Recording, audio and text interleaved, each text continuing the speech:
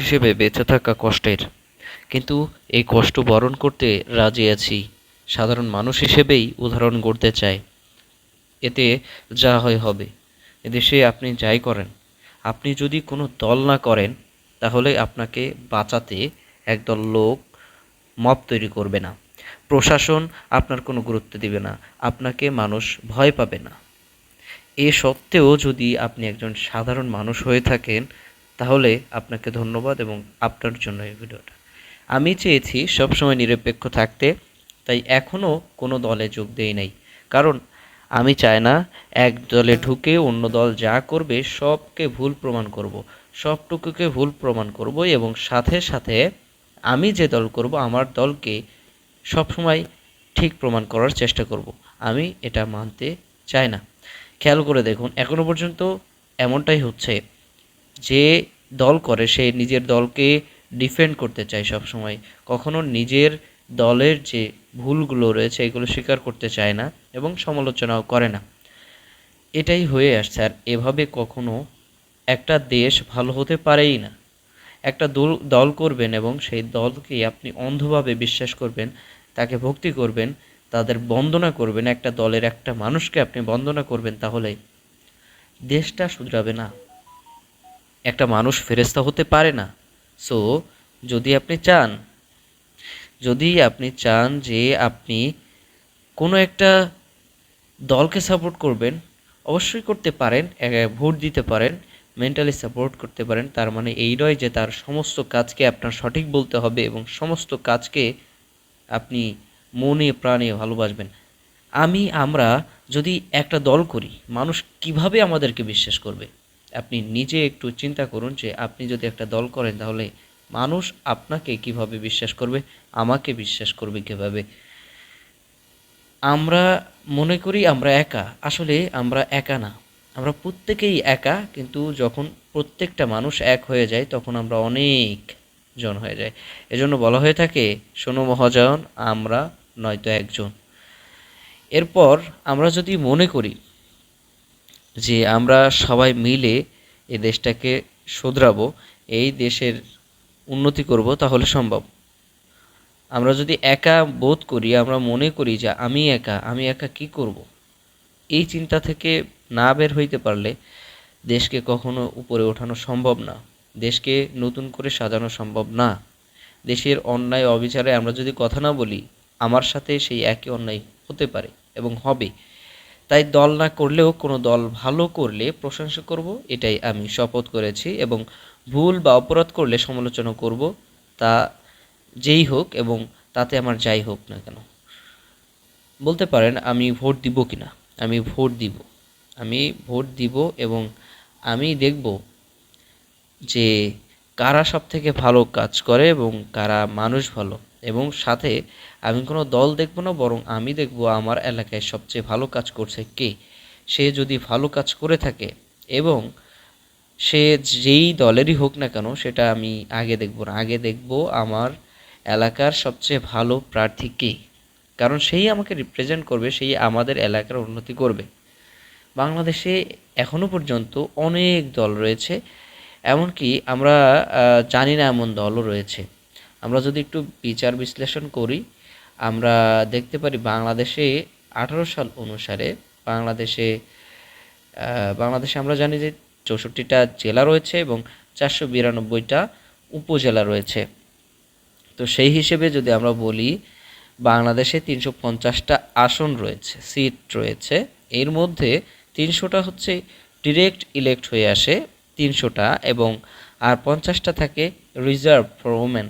তার মানে 50টা মহিলাদের জন্য, এইটা বাদ দিলে আর 300টা ডিরেক্ট, এবং এই 300টাতে মহিলা পুরুষ সবাই দাঁড়াতে পারবে, মানে তারা ইলেকশনে লড়তে পারবে, কন্টেস্ট করতে পারবে। এখন 25 বছর বয়সে, কত বছর বয়সে? 25 বছর বয়সে একজন মানুষ কন্টেস্ট করতে পারবে, অর্থাৎ যাকে বলা হয় ভোট করতে পারবে।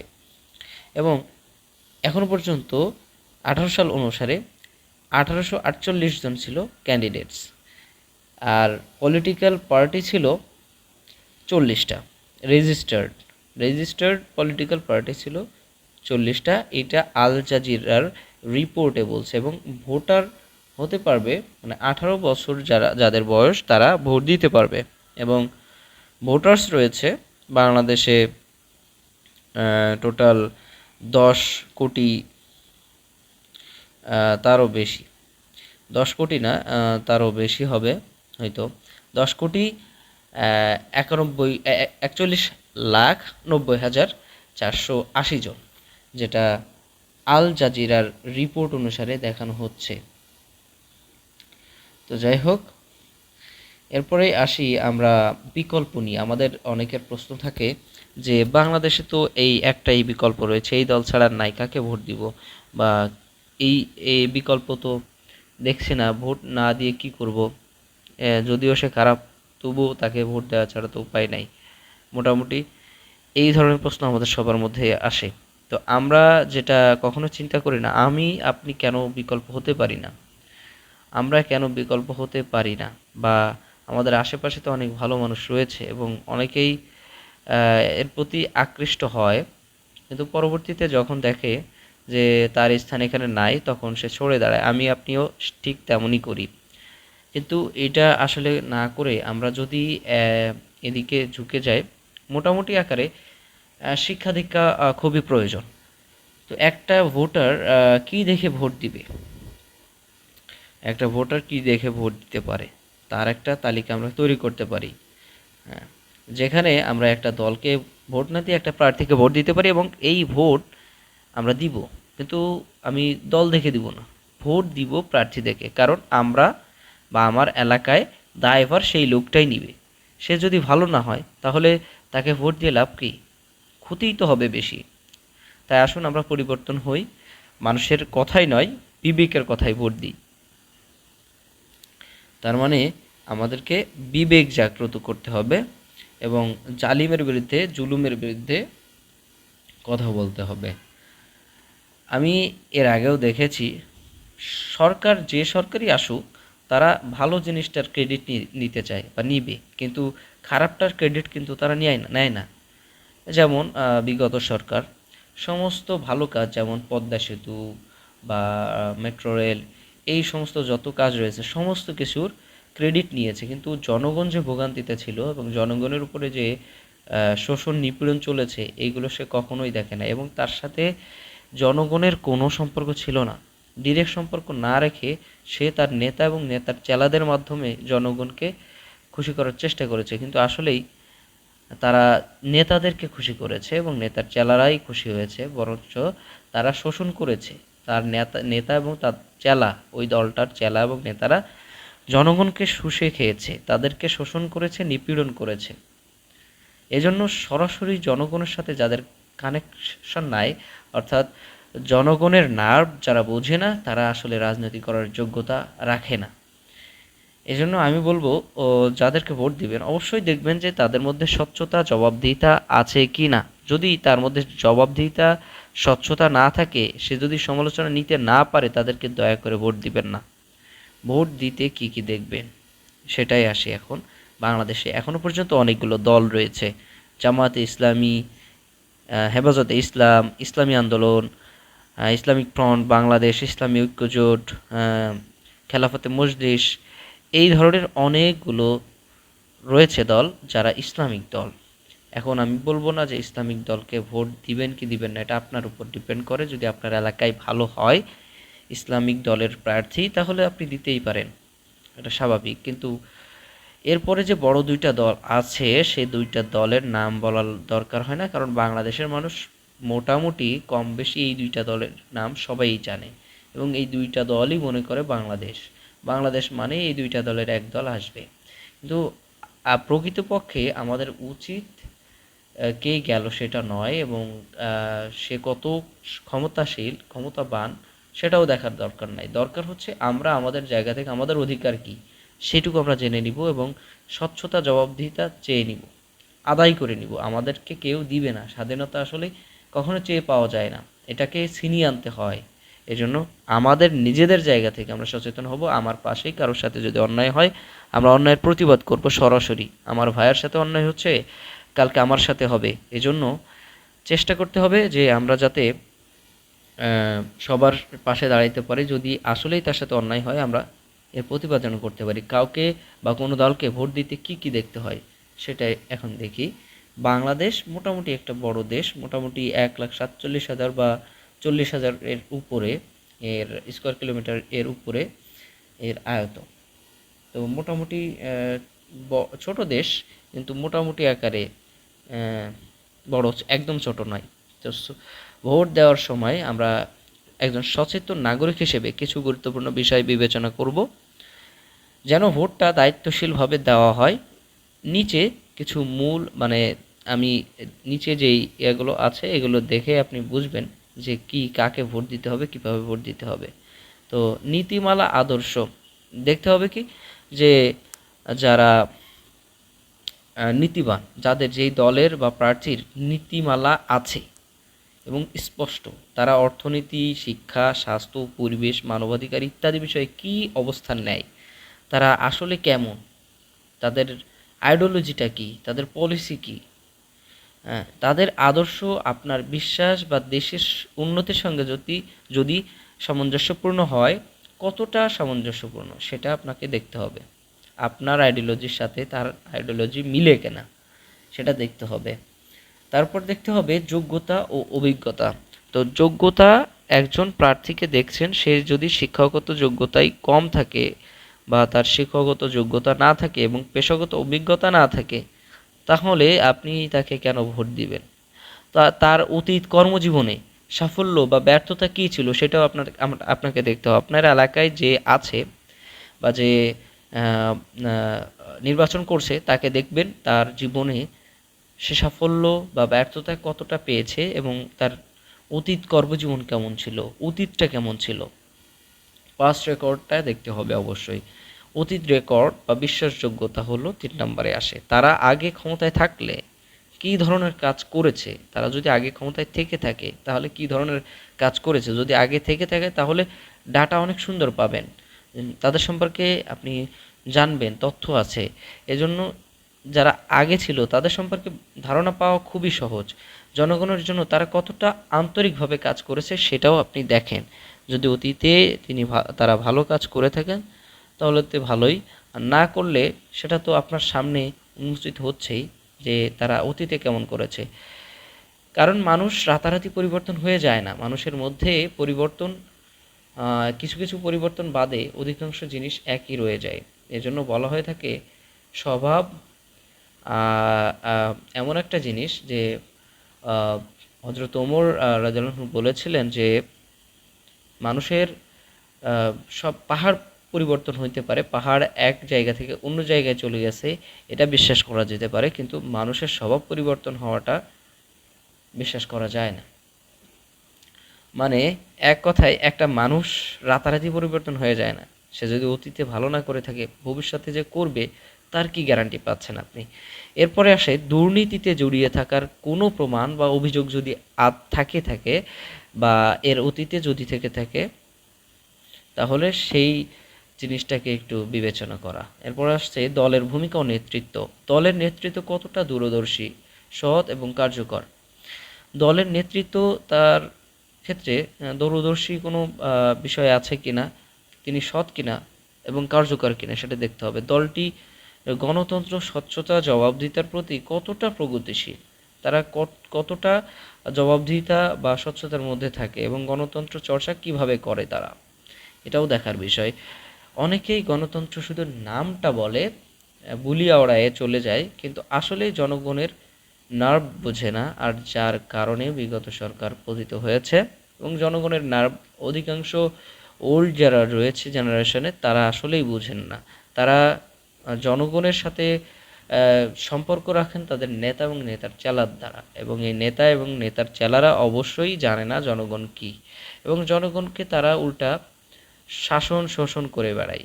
এই জন্য তারা জনগণের সাথে সম্পর্কিত থাকে না, বরঞ্চ জনগণের সাথে সম্পর্ক রাখতে হলে নার্ভ বুঝতে হবে, জনগণ কী চায়, জনগণের কী অভাব রয়েছে এটা দেখতে হবে। জনগণের সমস্যা যদি না দেখেন তাহলে আপনাকে অবশ্যই জনগণ চাইবে না, কারণ আপনাকে ওইখানে রাখা হচ্ছে শুধুমাত্র জনগণের জন্য।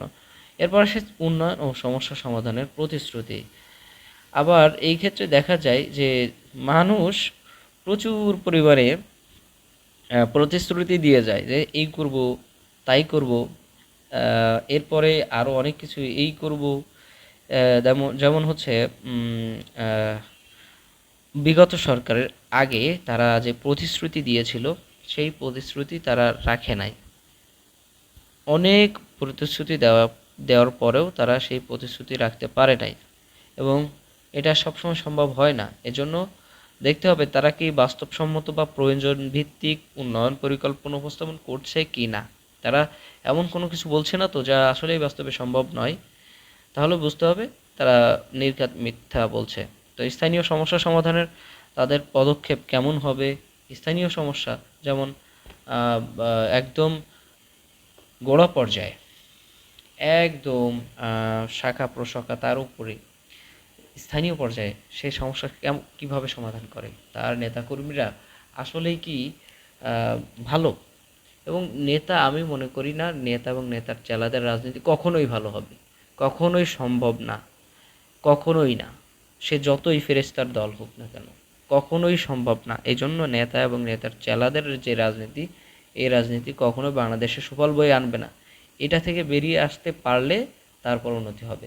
আমার মতে যারা এই দেশের মধ্যে বেকার থেকে রাজনীতির ব্যবসা করে, চেলার ব্যবসা করে বাঁচতে চায়, তাদের এর থেকে সম্মানের কাজ হবে তারা দেশ ছেড়ে বা দেশের বাইরে প্রবাসী হয়ে দেশের সে কন্ট্রিবিউট করুক, দেশের অর্থনীতি সচল করুক। বা যারা একটু বেশি মানুষকে অত্যাচার করে থাকে, চেলা বা নেতা, তাদেরকে মনে করি বিদেশে পাঠিয়ে দেওয়া উচিত, এবং এরা বিদেশে গিয়ে বাংলাদেশের উন্নতি করতে পারবে। তাদেরকে আরও শিক্ষা দেওয়া যাবে এই তাদেরকে বিদেশ পাঠালে তারা বুঝতে পারবে অন্যান্য দেশে গিয়ে যে আসলেই কষ্ট করে টাকা উপার্জন করা কতটা কঠিন, এবং তাদের এই শিক্ষাটা সবচেয়ে গুরুত্বপূর্ণ। তারা যে অন্যদের থেকে চাঁদাবাজি করে খাবে, এতে করে তাদের যে চিন্তাটা, তারা বুঝবে যে টাকা উপার্জন করতে কতটা কষ্ট হয়। এরপরে জনগণের সঙ্গে যোগাযোগ, তারা সাধারণ মানুষের সাথে কথা কতটা শোনে এবং কথা কতটা বুঝে, তাদেরকে কেমন গুরুত্ব দেয়, সেটাও একটা ব্যাপার। যে নির্বাচনের সময় ছাড়া তারা জনগণের পাশে থাকে কি না। আসল কাজটা হচ্ছে বাংলাদেশের এই পর্যন্ত যতটা দেখেছি সব সময় দেখা গেছে যে যারা নেতা তারা সব সময় ওই নির্বাচনের সময়টাতে এত পরিমাণে অ্যাক্টিভ থাকে, ওই অ্যাক্টিভেশনটা যদি একটু অন্য সময় থাকতো, যদি অ্যাক্টিভটা একটু আগে থাকতো, যেমন সারা বছর বা পুরাটা সময় ধরে যতদিন সে ক্ষমতায় ছিল ওই সমস্ত দিন যদি অতটা আন্তরিক থাকতো, তাহলে অবশ্যই তাকে ভোটের সময় মাঠে যাইতে হইতো না। এজন্য বলি যে এখনও সময় আছে, মানুষ যারা নির্বাচন করবে তাদেরকে শুধরাতে হবে এবং জনগণকে সাথে সাথে সাথে সচেতন হতে হবে। উন্নয়ন সমস্যা সমাধানের প্রতিশ্রুতি যেন বাস্তবসম্মত হয় সেটাও দেখতে হবে, এবং সবচেয়ে গুরুত্বপূর্ণ যে নৈতিকতা ও আচরণ, তাদের ভাষা, আচরণ, তাদের প্রচারণায় নৈতিকতা আছে কি না, তারা কি সুন্দরভাবে প্রচারণা করে নাকি মারমুখী একটা ভাব নিয়ে তারা প্রচারণা করে, তাদের আহমিকা আছে কিনা, দাম্ভিকতা আছে কিনা। ভোটের সময় দেখা যায় তারা সবার সাথে কোলাকুলি করে, কিন্তু ভোট পেরিয়ে গেলে তারা ভুলেই যায় যে জনগণ বলে কিছু আছে। তো তারা ঘৃণা, বিদ্বেষ, সহিংসতা ছড়ায় কিনা, তারা একজন আরেকজনের প্রতি ঘৃণা ছড়ায় কিনা। তারা ভালোবাসা না ছড়িয়ে যদি ঘৃণা ছড়ায়, অবশ্যই সে ভালো হবে না।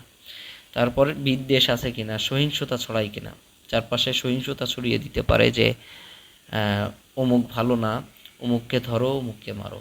একটা নির্দিষ্ট মানুষকে, নির্দিষ্ট দলকে যদি ঘৃণা করে, ঘৃণা করার পর তাদের উপরে ঝাঁপিয়ে পড়ে, এই রাজনীতি কখনো ভালো ফল আনবে না। আজকে এ দল বি দলকে মারছে, কাল বি দল এ দলকে মারছে, এভাবে একজন আরেকজনকে শিখিয়ে দিয়ে যাচ্ছে। বি দল এ দলকে শিখিয়ে দিয়ে গেছে যে এভাবে মারতে হয়, সে এর থেকে আরও দ্বিগুণ মারলো।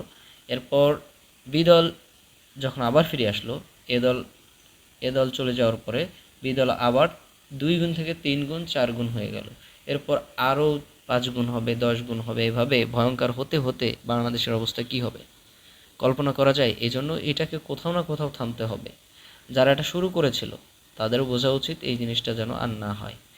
বাংলাদেশ একটা সুন্দর এবং খুব শান্তিপূর্ণ জায়গা হোক, এটাই আমার কামনা।